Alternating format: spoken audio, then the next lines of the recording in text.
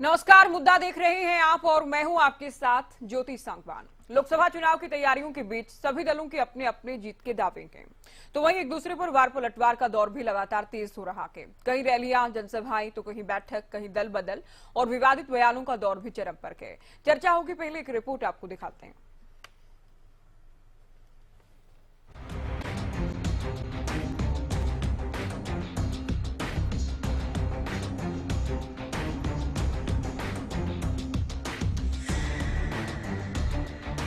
लोकसभा चुनाव को लेकर हलचल तेज है।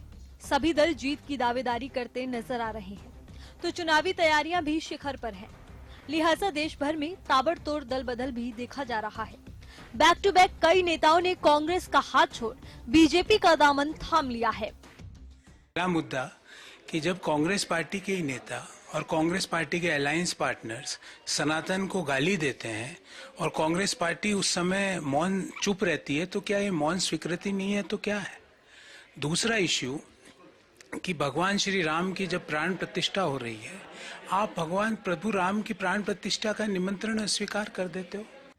दल बदल के अलावा विवादित बयान भी चुनावी राजनीति के केंद्र में है। जी हाँ, कांग्रेस नेता रणदीप सुरजेवाला के हेमा मालिनी को लेकर दिए बयान पर भी वार पलटवार तेज हो गया है। एमएलए एमपी क्यों बनाते हैं? ताकि वो हमारी आवाज उठा सके, हमारी बात मनवाए, इसीलिए बनाते होंगे। कोई हेमा मालिनी तो फिल्म स्टार तो है नहीं। हम तो हेमा मालिनी जी का भी बड़ा सम्मान करते हैं। क्यों धर्मेंद्र जी के ब्याह रखी है बहू है हमारी, परंतु ये फिल्म स्टार तो हो सकता है कोई। हम लोग जो है, मुझे या गुप्ता जी को इसलिए आप बनाते हैं कि साहब हम लोग जो हैं आपकी सेवा कर सकें। कांग्रेस के वरिष्ठ नेता रणदीप सुरजेवाला जी का भी वह बयान सुना होगा, जिसमें वो हमारी पार्टी की वरिष्ठ सांसद हेमा मालिनी जी के लिए किस प्रकार के आपत्तिजनक, अशोभनीय और अभद्र शब्द का प्रयोग कर रहे हैं, जिसे किसी औपचारिक मंच से बोलना भी संभव नहीं है। ये भारत की राजनीति में कांग्रेस पार्टी के द्वारा महिलाओं के प्रति अवमानना की एक नई निम्नता है। This is a new low to disrespect and demean the dignity of women in the Indian politics by the Congress party. और कांग्रेस इस निम्नता तक ली जाती है जिसे प्रेस कॉन्फ्रेंस में औपचारिक रूप से बोलना भी उचित नहीं होता है। देखिए, सुरजेवाला जी का हेमा मालिनी के बारे में बयान कोई नई बात नहीं है। ये कांग्रेस का दृष्टिकोण है महिलाओं के प्रति। अभी कांग्रेस की प्रवक्ता सुप्रिया ने कंगना रनौत के बारे में भी ऐसी ही टिप्पणी की थी, और इनके पूर्व प्रधानमंत्री नरसिम्हा राव ने एक पुस्तक लिखी थी, द इनसाइडर। उसमें महिलाओं के प्रति इनका क्या विचार है, क्या दृष्टिकोण है, 767 नंबर पेज पर साफ साफ लिखा हुआ है। देखो, सबसे पहले रणदीप सुरजेवाला पूर्व में मंत्री रहे हैं, विधायक रहे हैं और वरिष्ठ नेता हैं कांग्रेस के, और प्रवक्ता भी हैं। इस तरह का बयान ये देश की महिलाओं का अपमान है, ये बेहुदा बयान है।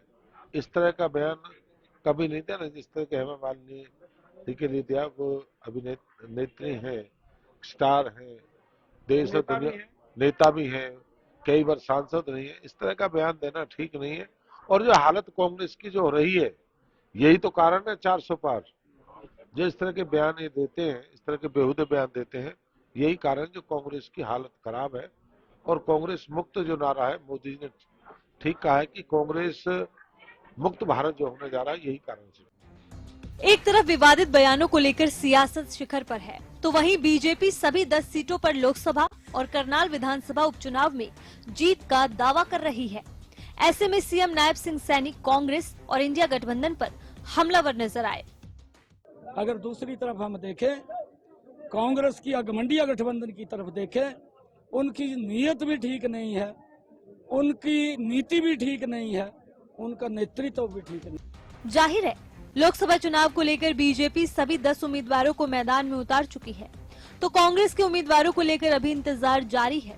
अन्य दल भी चुनावी तैयारी में जुटे हैं। ऐसे में चुनावी वार पलटवार और तैयारियों के बीच सियासी पारा हाई है। News desk, Haryana news.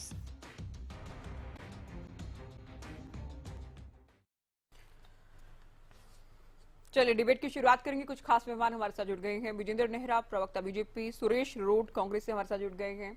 अवनदीप Kesari, प्रवक्ता इनेलो, सुखबीर तंवर, प्रवक्ता आम आदमी पार्टी और राजेंद्र जादून, वरिष्ठ पत्रकार भी डिबेट में हमारे साथ जुड़ गए हैं।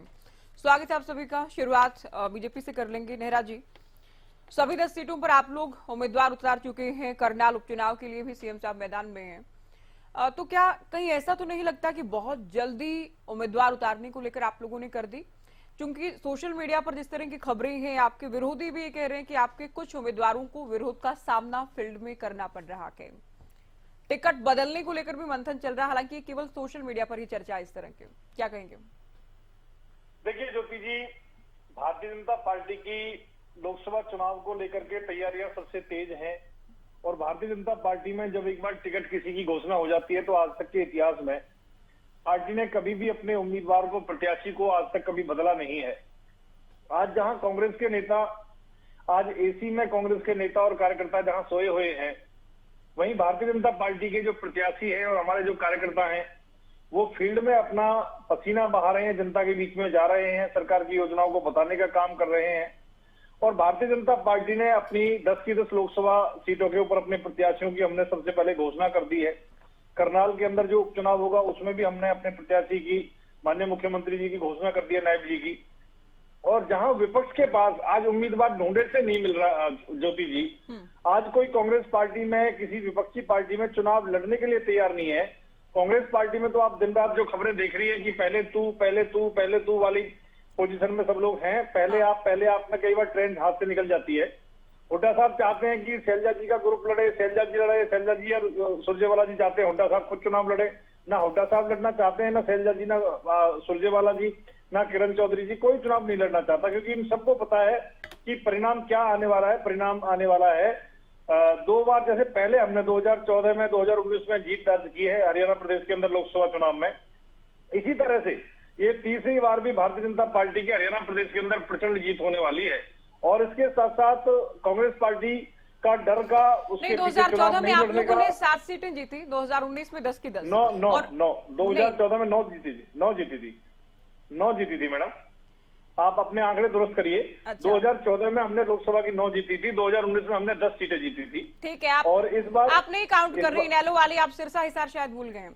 ठीक है, लेकिन 10 सीटें कभी कोई रिपीट नहीं कर पाया हरियाणा में, कभी कोई पार्टी रिपीट नहीं कर पाई है। एक बार लोकदल ने सभी 10 सीटें जीती, एक बार कांग्रेस ने 1984 में 10 सीटें जीती। हरियाणा की राजनीति का इतिहास ये कहता है कि कोई पार्टी सभी 10 सीटें दूसरी बार नहीं जीत पाई है। तो आप लोग ये इतिहास रच पाएंगे? देखिए, हरियाणा प्रदेश के अंदर, देश के अंदर माननीय प्रधानमंत्री नरेंद्र मोदी जी की लोकप्रियता दिन प्रतिदिन बढ़ी है। जो काम माननीय प्रधानमंत्री जी ने किए हैं, हरियाणा की भाजपा सरकार ने किए हैं, 2024 के अंदर फिर से ज्योति जी 10 की 10 लोकसभा सीटों को हम बड़े अंतर के साथ में जीतेंगे। और जो मार्जिन हमारा पहले था उससे बड़ा मार्जिन हम लेके जीतेंगे। सारे प्रत्याशी मैदान में हैं, चुनाव की तैयारी हमारी पूरी हो चुकी है। लोकसभा के कार्यालय 10 की 10 लोकसभा क्षेत्र के अंदर हम लगभग 1 महीने पहले 1 दिन में खोल चुके हैं। विधानसभा के 90 के 90 विधानसभाओं में कार्यालय 1 दिन में हम लोग खोल चुके हैं। हमारे नीचे तक की इकाई बहुत मजबूत है। हमारा पार्टी, हमारा संगठन भारतीय जनता पार्टी हरियाणा का चट्टान की तरह मजबूत संगठन है। पन्ना प्रमुख से लेकर के हमारे बूथ अध्यक्ष से लेकर के मंडल और हमारे जिले और प्रदेश की जो इकाइयां हैं वो मजबूती के साथ में हम लोग काम कर रहे हैं। इसके साथ साथ आज एनडीए गठबंधन के पास ना इनके पास में प्रत्याशी है, ना इनका कोई नेता है, ना इनकी कोई नीति है, ना इनकी कोई नीयत है। आज इनके नेता भ्रष्टाचार के मामले में जेल जा रहे हैं। भ्रष्टाचार से कोई जमानत लेके आ रहा है, कोई बाहर जा रहा है, कोई अंदर जा रहा है, इसी में ये सब लगे हुए हैं। और भारतीय जनता पार्टी, माननीय प्रधानमंत्री नरेंद्र मोदी जी ने जिस तरह से विकसित भारत का संकल्प देखा है, एक विकसित भारत संकल्प यात्रा जिस तरह से चलाई, जनता की समस्याओं का समाधान पूरे हरियाणा प्रदेश के अंदर किया। पीएम मोदी के हालांकि सबसे प्लस पॉइंट भी बीजेपी का ये है कि पीएम के नाम पर, उनके चेहरे पर 2014 में आप लोगों ने प्रचंड जीत हासिल की और उससे भी बड़ी जीत 2019 में हासिल की।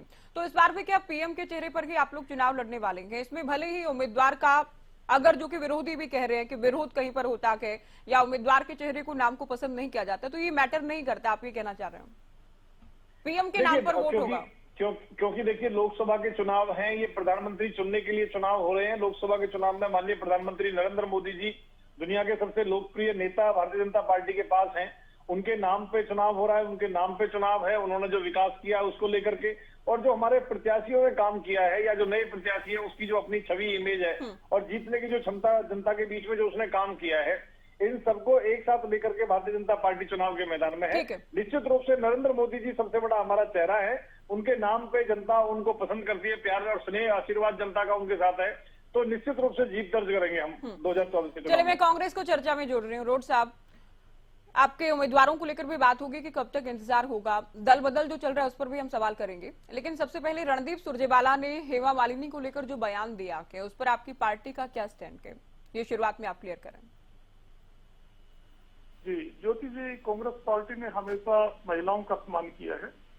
सबसे पहले हिंदुस्तान को, आजाद भारत को प्रधानमंत्री इंदिरा गांधी जी कांग्रेस की देन रही है, और हमारी तो राष्ट्रीय अध्यक्षा बहुत लंबे समय तक, सबसे ज्यादा लंबे समय तक अगर भारतीय राष्ट्रीय कांग्रेस की अध्यक्ष का पद किसी ने संभाला है तो वो भी आदरणीय श्रीमती सोनिया गांधी जी रही है।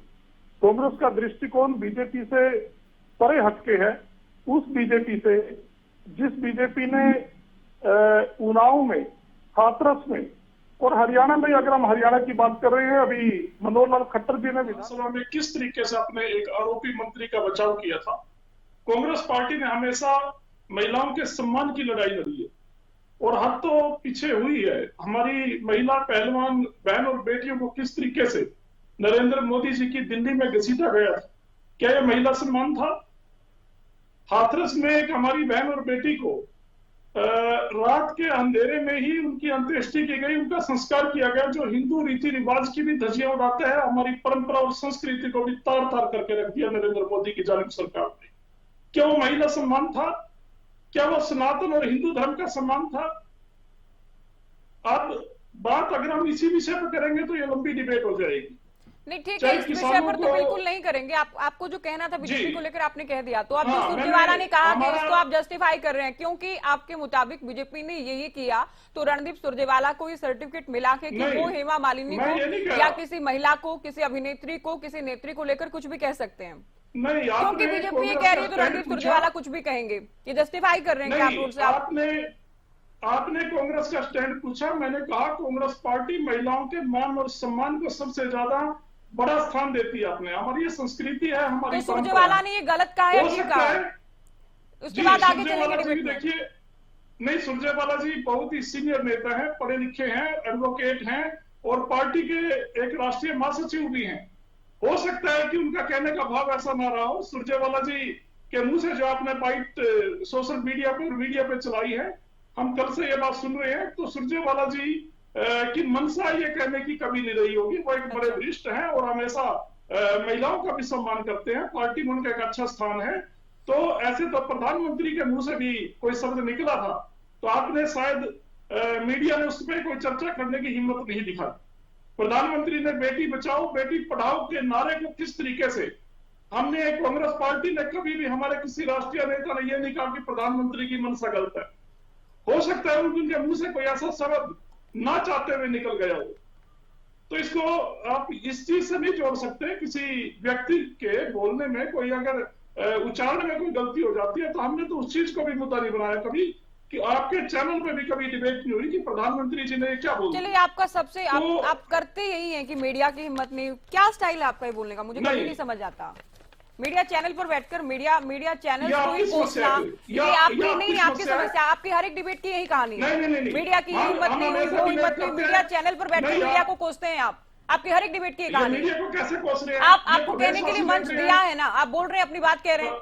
नेहरा साहब से भी मैंने लगातार 3 से 4 सवाल पूछे।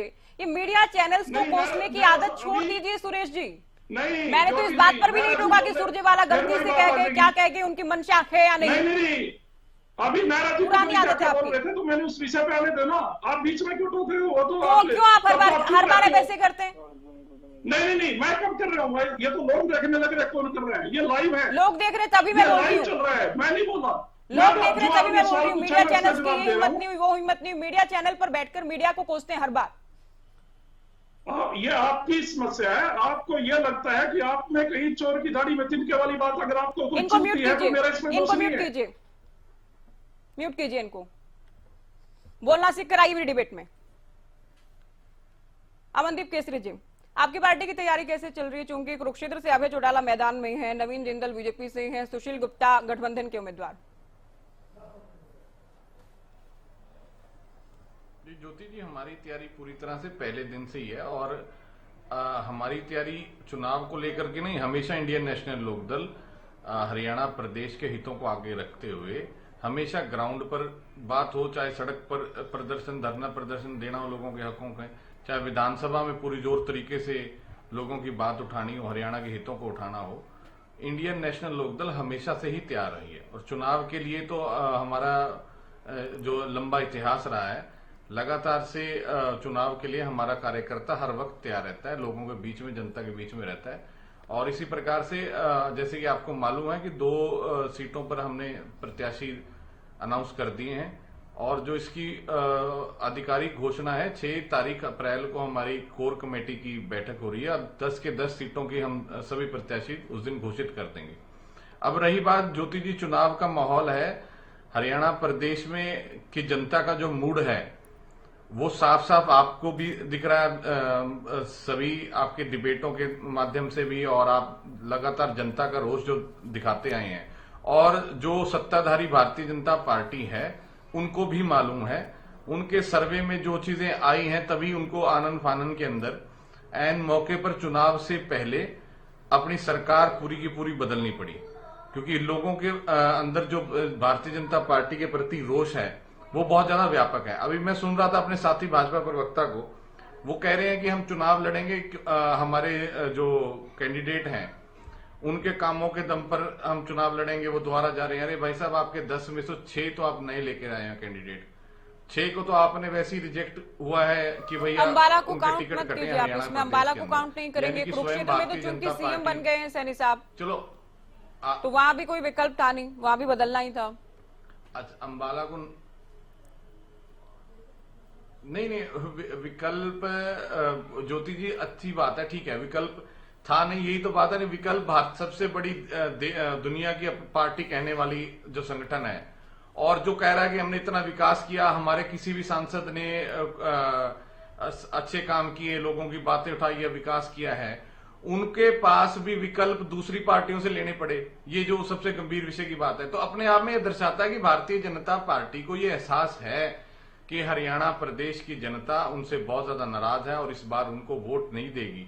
जिस प्रकार से उन्होंने लोगों के हितों का के साथ कुठारघात किया है, जनता उनको वोट की चोट से जवाब देगी। और मतलब इसके अनगिनत कारण है, ये जो हरियाणा प्रदेश की लगातार राजनीतिक जो है दिशा बदल रही है, ये संगठन में फेरबदलाव है, दूसरे प्रत्याशियों को ईडी के छापे मारना, ये लगातार वही डर दिखाता है। अभी मेरे साथी प्रवक्ता कह रहे थे हमारी पूरी तैयारी है, हम तो पहले से ही तैयार हैं, लोकसभा कार्यालय खोल दिए। अरे भाई, ये बात तो भारतीय जनता पार्टी की बिल्कुल स्पष्ट है कि भैया उनकी तो सत्ता हथियाने की तैयारी शुरू से रहती है।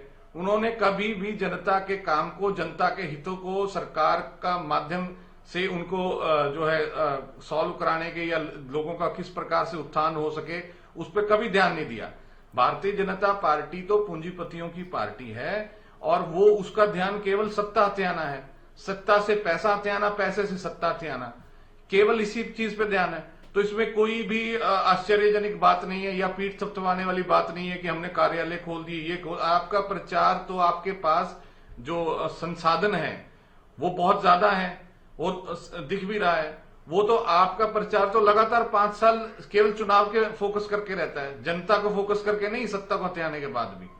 तो इसमें कोई नई बात नहीं है, लेकिन बात यह है कि जनता इस बार पूरी तरह समझ चुकी है कि भाई भारतीय जनता पार्टी को हर हालत में यहां से विदा करना है, यहां से सफाया करना है।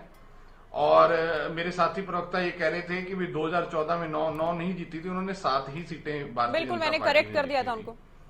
और इस बार तो आप 10 की 10, हाँ, इस बार तो आप 10 की 10 पे साफ होने जा रहे हैं।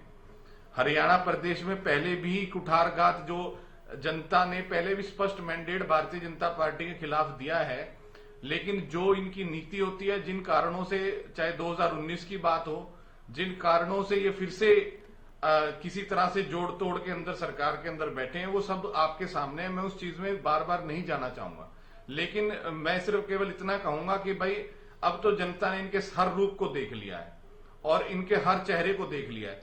जनता ने पहचान लिया है कि भैया जो ये धर्म के नाम पर मुखौटा पहने बैठे हैं, जो धर्म की आड़ में सबसे ज्यादा धर्म के नाम पर लोगों को गुमराह करते हैं, वो आपका भला करने वाले नहीं है। ये केवल भाई को भाई से लड़ाते हैं और ये नहीं कि धर्म को बढ़ावा दे रहे हैं, ये केवल और केवल अपनी जेब भर रहे हैं। ये पूंजीपतियों को बढ़ावा दे रहे हैं। हरियाणा प्रदेश का हो या देश का हो, जो किसान है, मध्यम वर्गीय है या गरीब का मेरा वर्ग है, वो और ज्यादा गरीब होता जा रहा है, वो और ज्यादा नीचे आता जा रहा है। और वो सबसे बड़ी आबादी है।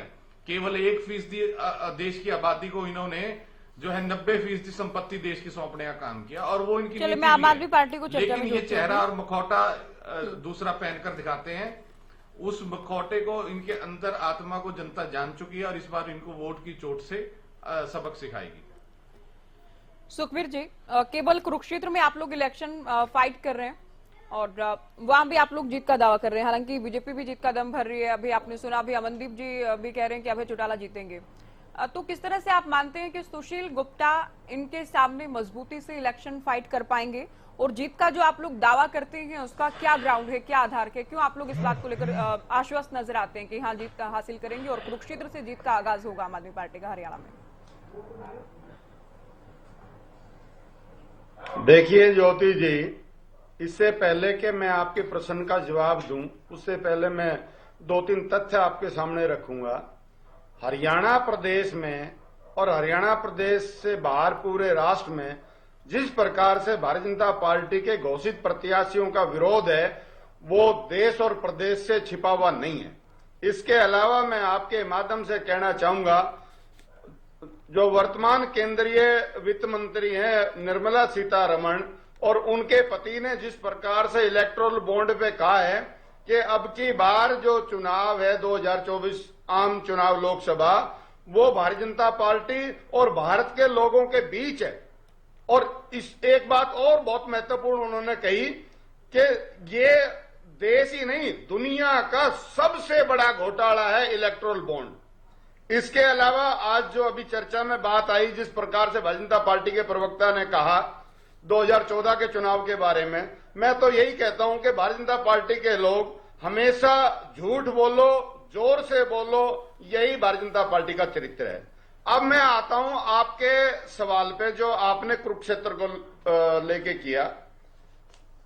ज्योति जी, 2014 में नरेंद्र मोदी जी ने जिस प्रकार से नवीन जिंदल के विरुद्ध जो बोला था, उसका संज्ञान कर ले कुरुक्षेत्र की जनता, हरियाणा प्रदेश की जनता, राष्ट्र की जनता तो संज्ञान कर चुकी है, लेकिन भारतीय जनता पार्टी ने उस बात का संज्ञान नहीं किया। निश्चित तौर पे कोयला की जो चोरी थी, उससे जिसका मुंह काढ़ा है बकौल भारतीय जनता पार्टी, आज भारतीय जनता पार्टी की वॉशिंग मशीन में धुल के कुरुक्षेत्र के लोगों को पुनः बरगलाकर बहकाकर भारतीय जनता पार्टी एक बहुत बड़े उद्योगपति के मार्फत धन बल का प्रयोग करके इस चुनाव को प्रभावित करना चाहती है। लेकिन कुरुक्षेत्र की जनता ने मन बना लिया है कि जिसका मुंह कोयले की चोरी से काढ़ा है, ऐसे व्यक्ति को वो कदापि अपना प्रतिनिधि अब नहीं बनाएंगे। और इसके अलावा मैं एक बात और भी कह दूं, जो दूसरे साथियों ने भी कही, भारतीय जनता पार्टी ने जो चुनाव में प्रत्याशियों की घोषणा करी है, निश्चित तौर पे कहीं की ईंट कहीं का रोड़ा, भानुमति ने कुंडबा जोड़ा, उसी कहावत को पुनः चरितार्थ किया है। एक बात और कह के अपनी बात समाप्त करूंगा। जिस प्रकार से समाचार पत्रों में भी से आया,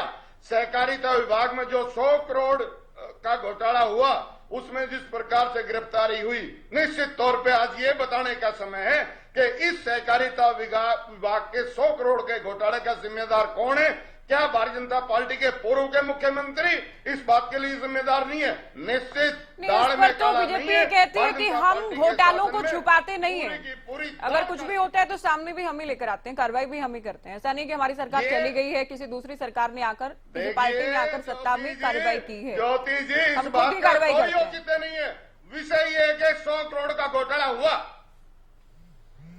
चलिए, इस पर और बहुत किसके- बार हम विस्तार से इस किसके पर बहस कर नेतृत्व चुके में हैं। हुआ? पूर्व आखिर इससे मुख्यमंत्री पहले मनोहर कैसे लाल हुआ? भी सेशन में इस बात को लेकर जवाब नहीं, दे चुके मैंने हैं। कोर्ट ठीक है, के मैं लिए जादौन साहब हैं क्या मैं तो वो लाइन आज पर? के रुकिए, समाचार आप अभी पत्रों में रुकिए, छपा, आपने बहुत इसलिए सारे कोर्ट मुद्दों किया। को लेकर बहुत सारी बातें कह ली, अब सुन लीजिए। जादौन जी, कैसे देख रहे हैं चुनावी तैयारियों को और जो दलबदल जारी है, जिसमें प्रमुख तौर पर ज्यादातर नेता, कई बड़े नाम कांग्रेस का हाथ छोड़कर बीजेपी में शामिल हुए हैं, कैसे देख रहे हैं? देखिए कि दलबदल तो चल ही रहा है। अब वो चुनाव के समय में मौका होता है और सब अपना अपना अवसर तलाशते हैं। जैसे अभी चलिए हरियाणा के संदर्भ में नहीं है, लेकिन जैसे कांग्रेस के प्रवक्ता गौरव वल्लभ भारतीय जनता पार्टी में चले गए। वो कहीं से टिकट मांग रहे थे, वो नहीं मिला तो वो सारी विचारधारा और सारी लड़ाई छोड़ के और वो भारतीय जनता पार्टी में चले गए। इससे साबित होता है कि कोई विचारधारा के लिए नहीं लड़ रहा, कोई मुद्दों के लिए नहीं लड़ रहा, सब अपने अवसर की तलाश में है। वो चाहते हैं कि अवसर मिल जाए और जहां अवसर मिल जाता है वही उनकी फेवरेट पार्टी बन जाती है। अब ये है कि हरियाणा में तो ओलंपियन विजेंदर आए, ये बड़ा चर्चा का विषय है। जो अभी 1-2 दिन पहले तक तो राहुल गांधी के साथ खड़े हुए थे और वो तमाम तरह के पोस्ट जो है कांग्रेस और भारतीय जनता पार्टी के विरोध में कर रहे थे। और रातों रात क्या हुआ कि वो सुबह उठे तो उनको ख्याल आया कि मैं तो भारतीय जनता पार्टी में होना चाहिए मुझे, वो भारतीय जनता पार्टी में शामिल हो गए। अब उनको लेकर तमाम तरह के कयास चल रहे हैं कि उनको कहीं हिसार से बनाया जा सकता है। भारतीय जनता पार्टी जो नए नेता लेके आ रही है, इनको मैदान में उतारा जा सकता है। जो पहले से घोषित हैं उनको बदला जा सकता है। तरह तरह के कयास चल रहे हैं। तो देखते हैं। वैसे तो मैं समझता हूं कि भारतीय जनता पार्टी का तो बड़ा दावा है कि हम 10 सीटें जीत रहे हैं और हम जो है विकास के आधार पर वोट मांग रहे हैं केंद्र सरकार की योजनाओं से। और हरियाणा सरकार की जो अब तक की सरकार ने जो काम किए उसके आधार पर वोट मांग रहे हैं और लोग हमें वोट देंगे। लेकिन अब ये भी है कि किसानों के विरोध का भी सामना करना पड़ रहा है। अब वो उसके जवाब में ये कह रहे हैं कि वो एक तरह से जो है प्रायोजित है विरोध, किसान है ही नहीं, वो कुछ किसान बना लिया गया है। तो अब इसकी सच्चाई क्या है ये तो चुनाव परिणामों से पता चलता है। लेकिन हाल फिलहाल जो है भारतीय जनता पार्टी हर मामले में आगे चल रही है। उन्होंने प्रत्याशी घोषित कर दिए, प्रचार भी उनका चल रहा है, विजय संकल्प रैलियां भी वो लगातार कर रहे हैं। और नए मुख्यमंत्री थे वो भी अपने चेहरे पर थोड़ा सा लोगों को आकर्षित करने का और ओबीसी क्लास को खास तौर से अट्रैक्ट करने का प्रयास कर रहे हैं। और भारतीय जनता पार्टी को 10 की 10 सीटें जिताने के जो उनके दावे हैं उसके लिए प्रयासरत भी है। अब देखते हैं कि कल जो है हरियाणा कांग्रेस की जो सेंट्रल इलेक्शन कांग्रेस की सेंट्रल इलेक्शन कमेटी की बैठक होने वाली है, उसमें हरियाणा के कैंडिडेट के नाम तय हो सकते हैं। ये भी हम संभावना मान के चल रहे हैं क्योंकि वो उनकी तरफ से जो भी घोषणाएं आती हैं वो आगे बढ़ती जाती है। अभी तो ये आ रहा था कि 1-2 अप्रैल तक आ ही जाएंगे कैंडिडेट के नाम, आज 4 अप्रैल हो गई। अब देखते हैं कि कल की बैठक में क्या बिल्कुल। फैसला चलिए होगा। रोड साहब से जवाब ले लेते हैं इस बात का। आते हैं। नीरज आपके पास भी आते हैं। रोड साहब, कितना इंतजार अभी करना होगा उम्मीदवारों को लेकर? और बीजेपी तो ये भी कह रही है कि आपके जो बड़े नेता हैं वो चुनाव लड़ने से डर रहे हैं। हुड्डा खुद नहीं चुनाव लड़ना चाह रहे, सैलजा नहीं चुनाव लड़ना चाह रही, सुरजेवाला चुनाव नहीं लड़ना चाह रहे। तो क्या ये हार का डर है बीजेपी के सामने? नहीं ज्योति जी, सबसे पहली बात जो आपने मेरे से सवाल पहले भी किया था, मैं उस पे आता हूं कि भारतीय राष्ट्रीय कांग्रेस की केंद्रीय चुनाव समिति की बैठक कल होने जा रही है और इसमें हरियाणा एजेंडे पे रहेगा और हरियाणा की टिकटें आपको जो सूची है वो कल शाम तक ही देर रात तक मिलेगी और ऐसे उम्मीदवार मैदान में उतारे जाएंगे जो मुद्दों के ऊपर बीजेपी के उधार लिए हुए 6 उम्मीदवारों को भी और जो मूल रूप से बीजेपी के 4 उम्मीदवार हैं, ये बदले या ना बदले, उन चारों को भी 10 के 10 उम्मीदवारों को महंगाई पर, अग्निवीर पर, 750 किसानों की शहीदी पर, 500-400 रुपए के सिलेंडर को 1100-1200 रुपए के महंगाई के रेट पर, इन सब मुद्दों के ऊपर जो ऐसे मुद्दे हैं जो जनता से सीधा सरोकार रखते हैं, इस पर घेरने का काम करेंगे और 10 की 10 लोकसभा सीटों को जीतकर हरियाणा में भी सरकार बनाने का चौधरी भूपेंद्र सिंह जी हुड्डा के नेतृत्व में रास्ता निकालेंगे। दूसरी बात आपने कही कि हमारे सीनियर नेता चुनाव लड़ने से पीछे हट रहे हैं, या बीजेपी के प्रवक्ता साथी ने भी कहा, जिनके नेता पीछे हट रहे थे उन्होंने दूसरी पार्टियों से 6 थके हुए उम्मीदवार लेकर, जैसे हमारे माननीय प्रभारी जी ने भी बोला था, पहले से ही चुनाव मैदान में उतार दिए। जिनके पास संकट है वो पहले से अपना प्रबंधन करते हैं। कांग्रेस पार्टी के पास तो इतनी लंबी सूची है, हर सीट पर, हर वर्ग से, हर धर्म से, एक हमारी विचारधारा से प्रभावित होकर उम्मीदवारों की तो बात छोड़िए, राहुल गांधी जी के साथ इंडिया गठबंधन के नाम पर 26 पार्टियां, जिनमें से आप पार्टी में है जिसको हमें एक सीट हरियाणा में सबसे पहले कुरुक्षेत्र धर्म क्षेत्र की दे चुके हैं, ऐसी पार्टियां भी जिसके साथ हो तो उनके उम्मीदवारों की कमी नहीं है। देखिए, बड़ी हैरानी होती है और बड़ा दुख भी होता है कि सरेआम झूठ बीजेपी के लोग कैसे परोसते हैं टीवी पर, मीडिया पर बैठकर। और मैं आपसे भी उम्मीद रखता हूं कि आपने भी इनको बेनकाब करने में हमारी मदद करनी चाहिए। आप बुरा मान जाती है ज्योति।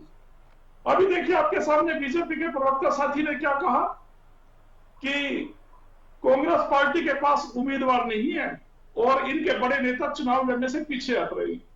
अगर चौधरी भूपेंद्र सिंह जी हुड्डा चुनाव लड़ते हैं, यही बीजेपी के लोग कहते हैं कि परिवारवाद है कांग्रेस में, बाप बेटा की पार्टी है।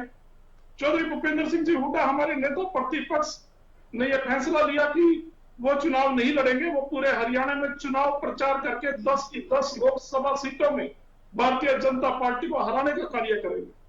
उस मुहिम का नेतृत्व करेंगे, उस कैंपेन को चलाएंगे। और उनके सुपुत्र चौधरी दीपेंद्र सिंह जी हुड्डा वो रोहतक से लोकसभा में चुनकर जाएंगे और वो नरेंद्र मोदी की जो सरकार है इसको हराने का रास्ता निकालेंगे और आगे हरियाणा में भी सरकार बनाने का रास्ता तय करेंगे। हमें एक बात और जैसे अभी सामने आई, इन्होंने कहा कि जो कांग्रेस के नेता, बड़े नेता शैलजा जी और सुरजेवाला जी पीछे हट रहे हैं। ज्योति जी, मैं आपके चैनल के माध्यम से बताना चाहता हूँ, श्री सुरजेवाला जी राज्यसभा के मेंबर हैं। दीपेंद्र हुड्डा नहीं है क्या? नहीं है, वो भी मैं बता रहा हूँ, इसी बात को पूरा कर रहा हूँ। वो रणदीप सुरजेवाला जी मीडिया और कम्युनिकेशन के हेड भी रहे हैं और भारतीय राष्ट्रीय कांग्रेस के महासचिव भी हैं, तो उनकी राज्यसभा में जरूरत हो सकती है।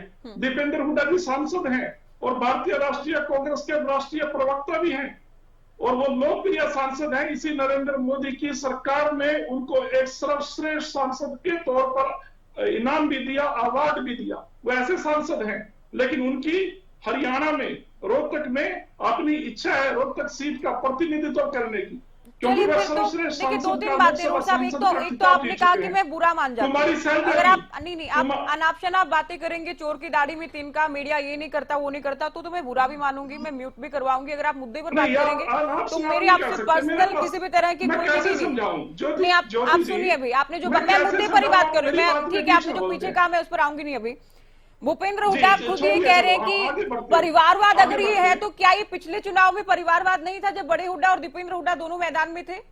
शैलजा ये कह रही हैं कि वो विधानसभा का चुनाव लड़ना चाहती हैं, तो क्यों ना कहा जाए कि वो लोकसभा चुनाव नहीं लड़ना चाहती। सुरजेवाला राज्यसभा में ही, इसलिए उनको मैदान में नहीं उतारेंगे। दीपेंद्र हुड्डा भी राज्यसभा में ही, लेकिन उनको मैदान में उतारा जाएगा। और क्या भूपेंद्र हुड्डा खुद ही डिसाइड कर लेते हैं वो नहीं लड़ेंगे, और दीपेंद्र हुड्डा भी खुद ही डिसाइड कर लेते हैं वो लड़ेंगे, तो हाईकमान कहाँ है फिर? नहीं ज्योति जी, ये भारतीय राष्ट्रीय कांग्रेस सीडब्ल्यूसी की मीटिंग हमारी चुनावी मीटिंग से पहले हुई।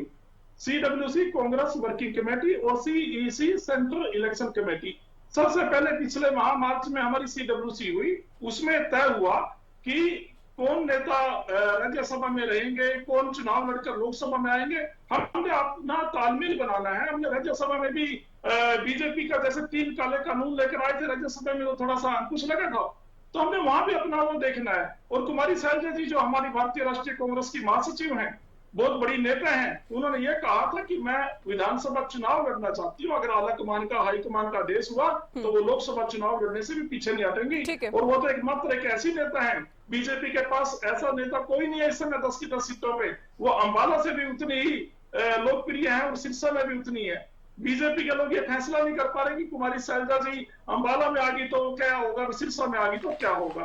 उन्होंने ये कभी भी मना नहीं किया कि मैं चुनाव लड़ने और जीतने वाले तो बीजेपी के पास इस वक्त भी उम्मीदवार के तौर पर हैं, ऐसा नहीं कि बीजेपी के पास नहीं है।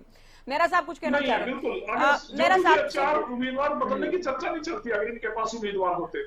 ठीक है मेरा साहब, ये बात घूम फिर कर आ रही है कि आपके उम्मीदवारों का विरोध हो रहा है, जो कि जादून साहब ने कहा है, अभी कुछ ये दूसरे प्रवक्ता भी कह रहे हैं, और उम्मीदवार बदलने को लेकर हालांकि केवल अफवाहें भी हो सकती हैं, चर्चाएं भी हो सकती हैं सोशल मीडिया पर, खबरों पर अभी ऐसा कुछ है नहीं। दूसरा, रणजीत सिंह का नाम बार बार आ रहा है, राजेंद्र जी भी जिक्र कर रहे थे कि उनके बयानों से कहीं ना कहीं मुश्किलें तो बढ़ती नजर आ रही हैं। देखिए ज्योति जी, भारतीय जनता पार्टी का मैंने जैसे आपको पहले भी बताया कि आज तक के इतिहास में भाजपा जब टिकट एक बार घोषणा कर देती है उसके बाद टिकटों को कभी बदलती नहीं है। और भारतीय जनता पार्टी के जो प्रत्याशियों का विषय है, जनता के बीच में बहुत स्नेह, बहुत आशीर्वाद, जनता का प्यार मिल रहा है प्रत्याशियों को। आप देखिए जाके सब जगह, मैं खुद फरीदाबाद जिले के अंदर हमारे जो पूर्व में केंद्रीय मंत्री रहे हैं भाजपा के जो लोकसभा के प्रत्याशी हैं कृष्णपाल जी, उनके साथ मैं गाँवों में गया हूँ, अभी 2 दिन पहले भी प्रोग्राम में था। जनता का बहुत आशीर्वाद, बहुत स्नेह यहाँ पे हम सब जगह पूरा हरियाणा प्रदेश के अंदर मिल रहा है। और एक बड़ी जीत 4 जून को जब चुनाव के नतीजे आएंगे ज्योति जी, 400 पार करके भारतीय जनता पार्टी देश के अंदर जनता के आशीर्वाद से, अपने कार्यकर्ताओं की मेहनत से और विकास के दम पर हम तीसरी बार सरकार बनाएंगे। चाहे हम कांग्रेस की बात करें, इनेलो की बात करें, आम आदमी पार्टी की बात करें, ये दूसरे दलों से नेता लाकर उन्हें उम्मीदवार बनाने की जरूरत क्या पड़ जाती है, तब जबकि आप लोग 10 साल से सत्ता में हैं। 2014 का समझ में आता है कि जनता ने आप लोगों को पहले आजमाया नहीं था, आप लोगों के पास हो सकता है बड़े नेता चुनाव के लिहाज से नहीं रहे होंगे, लेकिन अब भी दूसरे दलों से नेताओं को लाया जाता है चुनाव से ठीक पहले, उसके बाद उन्हें उम्मीदवार घोषित किया जाता है। तो क्या पार्टी के पास अपने बड़े नेता नहीं है, या पार्टी को अपने नेताओं पर यकीन नहीं है कि वो चुनाव जीत पाएंगे? ज्योति जी देखिए, कांग्रेस पार्टी एक डूबता हुआ जहाज है और डूबते हुए जहाज में कोई भी नहीं रहना चाहता। आज कांग्रेस पार्टी के अंदर भगदड़ है। कांग्रेस के नेताओं को ये जवाब देना चाहिए कि कांग्रेस पार्टी में भगदड़ क्यों है। आज भी गौरव वल्लभ जो इनके राष्ट्रीय प्रवक्ता रहे हैं, कल विजेंद्र सिंह जी जो बॉक्सर थे, इन सब ने भारतीय जनता पार्टी को ज्वाइन किया। और जो भी अच्छे व्यक्ति किसी भी दल में अगर हैं तो भारतीय जनता पार्टी में उन सबका स्वागत है। भारतीय जनता पार्टी में पहले से अच्छे लोग नहीं है क्या, मैं ये जानना चाह रही हूँ? सभी अच्छे लोग हैं। भारतीय जनता पार्टी का जो नेतृत्व है वो तय करता है कि किसको संगठन में काम कराना है और किससे चुनाव की भूमिका में काम कराना है। हमारे यहाँ चुनाव और संगठन दोनों तरह की राजनीति होती है। आज मैं आपको एक बात स्पष्ट रूप से कहना चाहता हूँ कि भारतीय जनता पार्टी के कार्यकर्ता जो मेहनत कर रहे हैं, पसीना बहा रहे हैं, और ये कांग्रेस पार्टी के नेता जो एसी में सो रहे हैं, इसका कारण 4 तारीख को आपको नजर आएगा। ये फिर से मीडिया को और ईवीएम को दोष देंगे, क्योंकि जब समय है इनके पास में ना, ये आज 4 अप्रैल हो चुकी है मैडम, आज तक क्या कारण है कांग्रेस पार्टी के प्रवक्ता बताएं कि अपने प्रत्याशियों की घोषणा तक नहीं कर पाए हैं। ये बार बार ईवीएम को और मीडिया को दोष देते हैं, जबकि फील्ड में ये जाते नहीं है, एसी में ये सोते रहते हैं, प्रत्याशी घोषणा करते नहीं है, नेता इनके पास नहीं है, नीति इनके पास नहीं है। परिवारवाद और भ्रष्टाचार की जननी ये कांग्रेस पार्टी, जनता के बीच में रोष है, जनता इनसे नाराज है, और जनता की नाराजगी दूर करने के बजाय ये सिर्फ ईवीएम और मीडिया को दोष देने का काम करते हैं, बाकी इनकी बस की कुछ है नहीं। आज मुझे बताइए, जिस तरह से सुरजेवाला जी ने हेमा मालिनी जी ने जो अपमान किया, इतना अभद्र उनके बारे में बोला है, सभी महिलाओं का जिस तरह से कांग्रेस पार्टी ने अपमान किया है, जब नतीजे आएंगे चुनाव के इनको पता चलेगा। देश की जो महिलाएं हैं वो इनको इस अपमान का बदला चुकाने के लिए इनको सजा देंगी, वोट के रूप में सजा देंगी, और इनको बुरी हार देखने को मिलेगी। आज जहां कांग्रेस पार्टी के पास एक ही नारा है कि 50 पार, पूरे देश भर के अंदर कुल 50 सीटों को पार किए जाने का लक्ष्य रखे हुए हैं, वहीं भारतीय जनता पार्टी 400 पार की आज हम बात करते हैं। और जहां तक आप पार्टी का विषय मेरे मित्र जो कर रहे थे, आप पार्टी का हरियाणा प्रदेश के अंदर ना अस्तित्व पहले कोई था, ना आज कोई अस्तित्व है। इनकी हमेशा नोटा से कम वोट आई है, जमानत हमेशा जब्त हुई है। इनका हरियाणा प्रदेश के अंदर कोई अस्तित्व नहीं है, क्योंकि ये झूठ और मुफ्तखोरी को हरियाणा प्रदेश की जनता पसंद नहीं करती। हरियाणा प्रदेश की जनता बड़ी स्वाभिमानी है, सम्मान के साथ रहती है। जो सम्मान के साथ में जनता के बीच में जाता है उसको स्नेह करने का काम करती है। आज मैं आपको बताऊंगा कि हरियाणा प्रदेश के अंदर, देश के अंदर भारतीय जनता पार्टी लगातार तीसरी बार प्रचंड बहुमत के साथ सरकार बनाएगी। नहीं, तीसरी बार हरियाणा में तो नहीं, चूंकि आप लोगों ने हरियाणा में तो पिछली तो अभी बहुमत से बनाई थी। ठीक है मैडम, वो निर्दलीय समर्थन से हमारी सरकार थी। क्या बात कर रहे हैं? भारतीय जनता पार्टी की थी। अभी निर्दलियों के समर्थन से गठबंधन था। आप ये ऐसी बातें ना करें मेरा साहब, फैक्चुअली तो कम से कम ठीक है। अगर ज्योति जी आज जेजेपी हमारे साथ नहीं है तो क्या भाजपा की सरकार? तो वो सरकार तो बीजेपी जेजेपी की थी ना। ये गणित तो हरियाणा का बच्चा जानता है जो आप सिखा रहे हैं अभी, लेकिन सरकार तो गठबंधन की थी, बीजेपी जेजेपी की सरकार थी।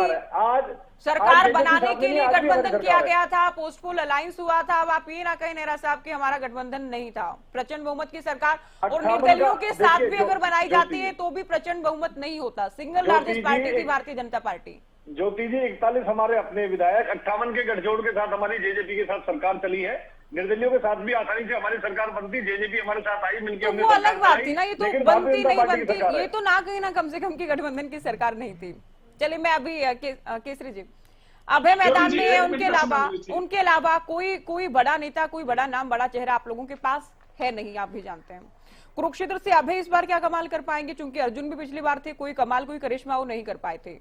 दूसरा, करनाल बाई इलेक्शन को लेकर भी मैं आपसे जानना चाहूंगी। करनाल को लेकर बार बार अभय ये कह रहे हैं कि हम दूसरी जो विपक्षी पार्टी है उनका साथ देंगे, मिलकर चुनाव लड़ा जाना चाहिए। तो क्या करनाल उपचुनाव को लेकर भी आप लोगों के पास कोई मजबूत उम्मीदवार नहीं है सीएम साहब के सामने? नहीं ज्योति जी, देखिए सबसे पहले आपका सवाल का जवाब है कि केवल मात्र अभय सिंह चौटाला ही बड़े नेता हैं और कोई बड़ा नेता नहीं है। तो अगर आप पूरे लोकदल का इतिहास उठाएंगे और मैं दावे से ये कह सकता हूं कि आज भी हरियाणा विधानसभा में 90 मेंबर के हाउस के अंदर अगर आप अधिकांश, मैं करीब 70 की बात करूंगा, मतलब क्योंकि मैं एग्जैक्ट फिगर नहीं, अराउंड अप्रोक्सीमेटली वो विधायक हैं जिनको इंडियन नेशनल लोकदल ने एक आम कार्यकर्ता से, एक आम आदमी से विधायक और सांसद बनाया। हमारी देखिए विचारधारा ही यही है, हम पूंजीपतियों की पार्टी नहीं है। हम चौधरी देवीलाल का एक ही लक्ष्य था कि नहीं, भाई वैसे तो देखिए आपकी बात से मैं पूंजीपतियों का मैं इत्तेफाक रखती हूँ कि लोकदल के वर्ग बहुत के- सारे नेता, आप लोग मैं कहते हैं ये- कि नर्सरी है, लेकिन ऐसा नहीं है कि 70 विधायक लोकदल से जुड़े रहे हों, क्योंकि बहुत सारे तो नए विधायक भी इस बार चुनकर आए थे।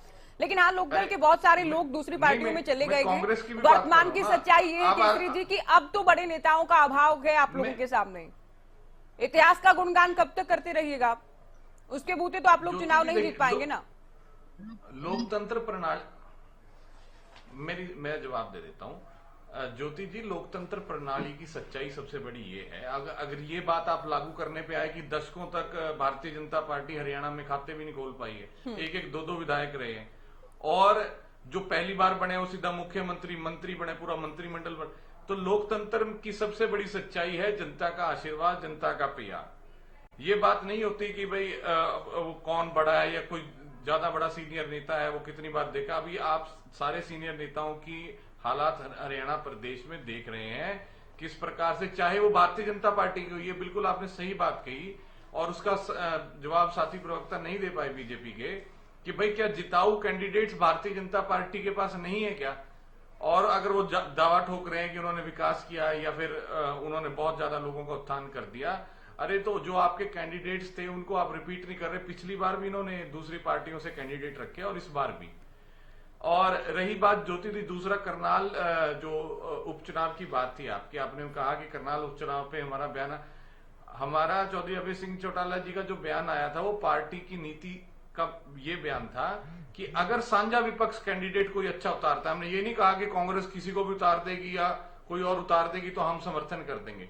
अगर कोई अच्छा कैंडिडेट, अगर कांग्रेस की मंशा है कि भाई हम इस सीट पर भारतीय जनता पार्टी को चुनौती दें और उनको सीट ये हरवाएं, तो एक साझा कैंडिडेट अगर उतारेगी तो हम उस सोच के साथ, उस सोच का हम समर्थन करेंगे कि भारतीय जनता पार्टी ने फिर से जो लोकतंत्र का मजाक उड़ाया है कि अभी तक आपकी डिबेट्स में यही सुनते आ रहे थे कि मनोहर लाल खट्टर जी तो खुद चुन करके विधायक आए हैं। अब इन्होंने बिल्कुल मजाक उड़ा दिया ना कि भाई नायब सैनी जी तो विधायक नहीं थे, फिर फरमान सेंटर से आ जाता है कि भाई वो जो है विधायक दल के नेता बनेंगे, वो मुख्यमंत्री बनेंगे।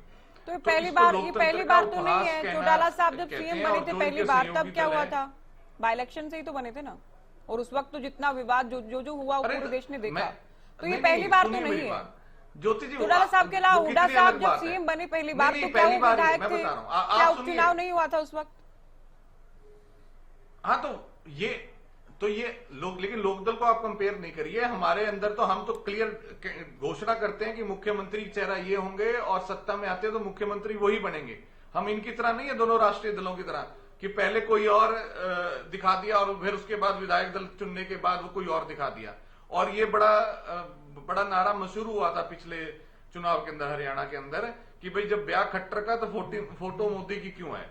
तो ये जो काम करती है वो कांग्रेस भी ऐसी करती है कि भजन लाल के नेतृत्व में जो है चुनाव लड़ा गया और उसके बाद जो है ऊपर से फरमान आता है। तो ये लोकतंत्र का मजाक उड़ाना है, लोकतंत्र की धज्जियां उड़ाना है। लोगों का जो मैंडेट है, लोगों का समर्थन है, उनको मूर्ख बनाना है। जो लोगों को चेहरा, नीतियां, अपनी घोषणा पत्र, अपनी इच्छा जो जाहिर लोगों के सामने करते हैं और उसको बिल्कुल उलट कर देते हैं सत्ता आने के बाद। इंडियन नेशनल लोकदल पार्टी ने कभी भी, मैं दावे के साथ कहता हूं कि एक उदाहरण दीजिए, कभी भी ऐसा नहीं किया। अब आखिरी बात मैं कहना चाहूंगा कि भारतीय जनता पार्टी के प्रवक्ता फिर एक दावे से कह रहे थे कि कभी भाजपा ने कैंडिडेट जारी कर दिया तो आज तक नहीं बदला। रहे भाई साहब, ये इसी तरह के, ये तो बड़ा छोटा आपने झूठा दावा पेश किया। इसी तरह से आपके सारे झूठे दावे हैं। अभी की बात बता रहा हूं मैं, अभी कम से कम आपके 10 से ज्यादा करीब नेता, अभी जो चुनाव चल रहा है, और इवन की वडोदरा सीट पे नरेंद्र मोदी जी की खुद की सीट है, वहां पर भी भारतीय जनता पार्टी ने कैंडिडेट बदल दिया अपना, जो डिक्लेयर किया था अशोक भट्ट जी को, उनको हटा दिया गया वहां से। आप कह रहे हैं कि ये कभी नहीं होता, तो ये सब होता आया है। और अब भी भारतीय जनता पार्टी पूरी तरह से डरी हुई है, और खासकर हरियाणा प्रदेश को लेकर के उनको पता है कि हरियाणा प्रदेश के अंदर जो हमने हालात किए हैं किसानों के साथ, जो दुर्गति कमेरे वर्ग के साथ की है, वो जनता हमें अब सबक जरूर सिखाएगी। चलिए, आम आदमी पार्टी को फिर से चर्चा में जोड़ते हुए तंवर साहब, क्योंकि कांग्रेस में रोड साहब तो इस बात से इत्तेफाक नहीं रखेंगे, इनफैक्ट इस बात को डिनाई ही लोग करते रहते हैं कि गुटबाजी नहीं है, लेकिन क्या कांग्रेस के सभी नेताओं का साथ आप लोगों को कैंपेनिंग में मिल पा रहा है?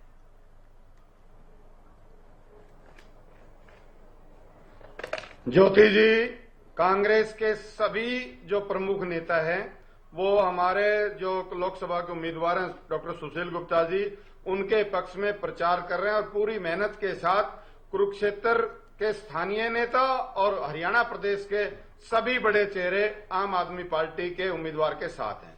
और अभी मैं कहना ये चाहूंगा, जो सारी चर्चा परिचर्चा में विषय चला, 400 पार का बड़ा जिक्र आ रहा है।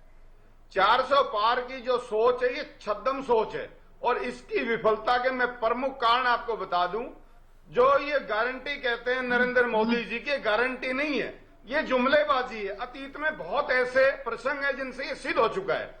इसके अलावा आज तक इलेक्टोरल बॉन्ड की जो पूरे देश में लूट हुई, और जिसमें जो गाय को काटने वाले हैं उनसे भी जो चंदा लिया, जो इनकी गाय गंगा गायत्री की राजनीति है, इसके अलावा इलेक्शन फाइट कर रहे हैं।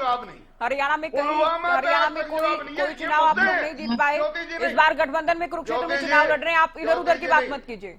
ज्योति जी, ये गलत बात है। गलत बात तो आप कर रहे हैं ना, आप क्यों मुद्दे से इधर उधर जा रहे हैं? मत टोकिए।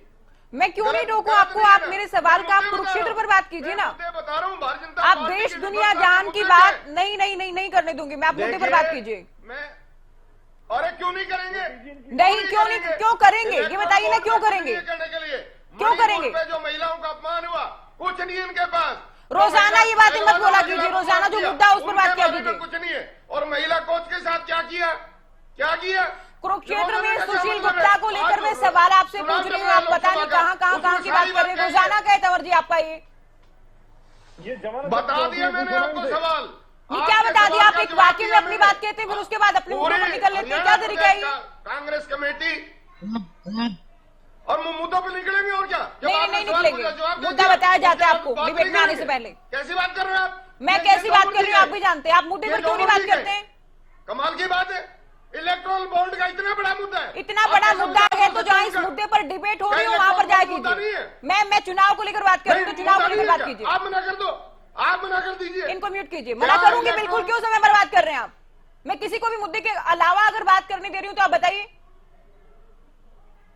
अंतिम कमेंट पर आ रहे हैं। जब क्यों होती है? देखिए इनकी, तो मैं ये पूछ रही हूँ कि आप लोग तो हरियाणा में कहीं है ही नहीं, कुरुक्षेत्र में आप लोग इस बार ठीक है गठबंधन में मिलकर चुनाव लड़ रहे हैं, तो क्या दूसरे जो आपकी साथी पार्टी है, बड़ी पार्टी कांग्रेस, उसका साथ मिल पा रहा है?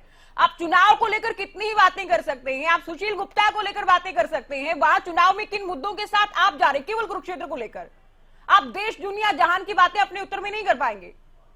एक मुद्दा लेकर हम बैठे यहाँ पर, ये नहीं कि आपके मन में जो भी आया, जो भी स्क्रिप्ट आपके पास है आप वो पढ़ देंगे, ये नहीं चलेगा तंवर साहब। चलिए मैं अंतिम कमेंट दे रही हूँ। अभी आप म्यूट हैं, आप क्या बोल रहे हैं नहीं सुनाई दे रहा। जादव साहब बोलिए। देखिए, अब तो हरियाणा में तो लगभग मुझे लगता है कि 2-4 दिन में तस्वीर साफ हो जाएगी। कांग्रेस के कैंडिडेट आएंगे तब तस्वीर ज्यादा साफ होगी, क्योंकि प्रत्याशी के इमेज और उसकी छवि, उसका अपना एक प्रभाव होता है चुनाव पर, तो वो सब सामने आना चाहिए। इसके बाद जो है तय होगा कि कहाँ किस तरह से मुकाबला है। अब ये इंडिया गठबंधन की बात करते हैं, तो हरियाणा में तो इंडिया गठबंधन इतना प्रभावी नहीं है। आम आदमी पार्टी और कांग्रेस के बीच में सीट का बंटवारा हुआ, 1 सीट का। बाकी जो दल हैं जो अपने स्वतंत्र तरीके से लड़ रहे हैं, तो वोटों का बंटवारा तो होगा। बीजेपी लड़ रही है, इनेलो लड़ रही है, बीएसपी लड़ रही है, तो ये सब जो है वोटों का बंटवारा करेंगे। तो इंडिया गठबंधन की जो भावना थी कि भारतीय जनता पार्टी के खिलाफ वोटों को एकजुट करना है, तो यहाँ तो इतनी एकजुटता नहीं हो पा रही। आम आदमी पार्टी चाहे अपने तरीके से कुछ भी दावा करने का करती हो, लेकिन इतना उनका पूरा व्यापक जो है हरियाणा में इतना प्रभाव नहीं है कि इतना वोट प्रतिशत नहीं है कि वो जो है भारतीय जनता पार्टी का मुकाबला करने के लिए कांग्रेस को काफी मजबूत कर सके। तो ये इंडिया गठबंधन की कंसेप्ट तो बहुत जो है एक तरह का फॉर्मल वो है, एक दस्तूर है यहाँ कि वो 1 सीट उनको दे दी और वो जो है कांग्रेस के साथ मिलकर काम करेंगे। देखते हैं कि क्या परिणाम आता है। लेकिन भारतीय जनता पार्टी की तैयारियां काफी आगे हैं और उनके प्रत्याशी भी घोषित हैं, वो चुनाव प्रचार में भी जुटे हुए। तो अब ये सब दल मिलके क्या करते हैं, हो सकता है कि ये चुनाव आते आते कोई अलायंस ही कर ले, वो भी सकता है। तो अब तो ये देखने की बात है कि ये भारतीय जनता पार्टी का मुकाबला कैसे करते हैं। नेहरा साहब, एक तरफ आप लोग ये कहते हैं कि कांग्रेस चूंकि डर गई है इसलिए कांग्रेस के उम्मीदवार अभी मैदान में है नहीं, कहीं ऐसा तो नहीं कि बीजेपी को भी इस बात का डर हो कि कांग्रेस कितने बड़े मजबूत जिताऊ उम्मीदवारों को लेकर सामने आने वाली है? क्योंकि ऐसा भी नहीं कि हरियाणा के चुनाव करीब हैं, हरियाणा के चुनाव भी 6ठे चरण में होने हैं, तो कांग्रेस भी उस लिहाज से अपनी प्लानिंग कर रही है। देखिए ज्योति जी, जब तक कांग्रेस पार्टी अपने प्रत्याशियों की घोषणा करेगी, भारतीय जनता पार्टी आधा चुनाव जीत चुकी होगी। हमारे जो भी प्रत्याशी हैं, जो भी कार्यकर्ता हैं, वो जब जनता के बीच में जा रहे हैं, जिस तरह से वो जनसभाएं कर रहे हैं, जनता के साथ में उनका मिलना जुलना हो रहा है, क्योंकि लोकसभा का क्षेत्र ज्योति जी बहुत बड़ा होता है। उस क्षेत्र में प्रचार करने के लिए अगर मैं बात करूं गांव-गांव, तो फिर भी जाना किसी मेंबर ऑफ पार्लियामेंट के लिए बहुत मुश्किल होता है लोकसभा प्रत्याशी के लिए। लेकिन भारतीय जनता पार्टी को जो चुनाव में समय मिला है, हम गांव-गांव घर-घर जाकर के प्रचार कर रहे हैं, उसका फायदा हमें चुनाव में मिलेगा। नहीं, बहुत जल्दी उम्मीदवार उतारने से क्या भीतरघात का डर नहीं है आप लोगों को? क्योंकि बहुत बार होता है कि 4 से 5 लोग ऐसे ज्यादा भी कहीं की जो चाहते हैं कि उन्हें टिकट मिल जाए, तो उन्हें टिकट अगर नहीं मिलता है तो बहुत बार देखा जाता है अंदरूनी लड़ाई, भीतरघात या उम्मीदवार को या पार्टी को नुकसान पहुंचाने का प्रयास। ज्योति जी, भारतीय जनता पार्टी के जो भी उम्मीदवार के रूप में कोई मैदान में आया है, जिसको पार्टी ने मौका दिया है, जो लोग टिकट मांग रहे थे लोकसभा से, वो सब उसके साथ में तन मन धन से लगे हुए हैं। आपने हर लोकसभा क्षेत्र के अंदर ये देखा है। और भारतीय जनता पार्टी एक अनुशासित पार्टी है हमारा संगठन बहुत मजबूत है, हमारी चुनाव की तैयारी सबसे तेज है, हमने प्रत्याशी मैदान में उतार दिए हैं। हमारी तंवर जी को कुछ बोलना। तंवर साहब, आप हमारे सम्मानित मेहमान हैं और पार्टी के सीनियर प्रवक्ता हैं, मैं तो आपसे ये निवेदन कर सकती हूँ कि आप मुद्दे पर ही बोलिएगा। इधर उधर की बातें करने के लिए सर समय कम पड़ जाता है, इसके अलावा कोई मैं हमेशा मुद्दे पे बोलता हूँ। ज्योति जी सुनिए, अब छोड़िए, अब सुनिए। चलिए नेहरा साहब, ये विषय है जो राजेंद्र जादौन जी ने कहा कि इंडिया गठबंधन में कोई विषय नहीं है। मैं आपकी जानकारी के लिए, प्रदेश की जानकारी के लिए और राजेंद्र जादौन जी की जानकारी बता दूं, विगत का जो पंचायती राज का चुनाव हुआ था, अंतिम चुनाव हरियाणा में हुई था, उसमें 22 सीट पंचायती राज में जो जिला परिषद की सीट है वो भारतीय जनता पार्टी ने जीती थी और 15 सीट आम आदमी पार्टी ने जीती थी। इन विषयों को अनदेखा ना करें, मैं सिर्फ ये कहना चाहता हूँ। इसमें भी बहुत सारे किंतु परंतु है। बीजेपी ने हर जगह चुनाव नहीं लड़ा था, कांग्रेस ने चुनाव ही नहीं लड़ा था, प्रयास ना करें, किसी ने भी खुलकर चुनाव नहीं लड़ा था आम आदमी पार्टी के अलावा। जो 10 साल की विफलता है, हम निश्चित तौर पर उन विफलताओं को उठाएंगे। क्यों ना उठाएं? महंगाई का विषय क्यों नहीं उठाएं? बेरोजगारी का विषय क्यों नहीं उठाएं? कृषि का विषय क्यों नहीं उठाएं? अर्थव्यवस्था का क्यों नहीं उठाएं? हम नहीं उठाएंगे तो कौन उठाएगा? निश्चित तौर पे जब भी अवसर मिलेगा हम इनकी सारी 10 साल की विफलताओं को आपके माध्यम से उठाने का प्रयास करेंगे। मेरा साहब समय नहीं अभी। विनोद जी, आपका आखिरी कमेंट बहुत जल्दी। सर मैं माफी के साथ, टाइम नहीं है अभी, मुझे वाइंड अप के लिए कमांड मिल रही है, इसके बावजूद भी सुरेश जी आप बोलिए। जी, मैं ज्योति जी ये बताना चाह रहा था कि जैसे बीजेपी की तरफ से कही गई एक बात कि हमारे जो मैदान में उम्मीदवार उतारे जाते हैं वो बदले नहीं जाते। एक तो हमारे दूसरे साथी ने बता ही दिया कि वडोदरा में उनके प्रत्याशी बदले गए हैं। और संगठन की अगर बात करें तो नरेंद्र मोदी और अमित शाह सबसे शक्तिशाली जो बीजेपी के नेता, उन्होंने राजस्थान में एक प्रदेश अध्यक्ष बनाया था, वसुंधरा राजे जी ने जैसे विरोध किया तो 24 घंटे के 12 घंटे के अंदर ही बदल दिया इन्होंने। अरे जिस पार्टी ने मुख्यमंत्री, उप मुख्यमंत्री, होम मिनिस्टर बदल दिए और इसी हरियाणा में और इसी माह में 1 महीना पहले ही, तो वो लोग टीवी में बैठकर देखिए ये कहते हैं कि हमारे यहाँ जो कर दिया जाता बदलते नहीं। आपने 9.5 साल का लेखा जोखा प्रदेश की जनता को देने की बजाय मुख्यमंत्री को ही बदल दिया। घोटाले अभी सामने आ रहे हैं, उसकी जिम्मेदारी नए वाले लेंगे भी या पुराने वाले लेंगे। अधिकारी वर्ग भी परेशान हुए बैठे हैं कि ये क्या होगा देश में, प्रदेश में, चाहे वह एंटी करप्शन ब्यूरो हो चलिए, या सरकार कोई में और या संस्था हो प्रदेश संगठनात्मक बदलाव में और उम्मीदवारों को बदले जाने में बहुत बड़ा अंतर है। बहुत शुक्रिया आप सभी का। शुक्रिया आप सभी का, आप लोगों ने वक्त दिया और चर्चा हमने लोकसभा चुनाव की तैयारियों को लेकर की। फिलहाल दीजिए इजाजत, नमस्कार।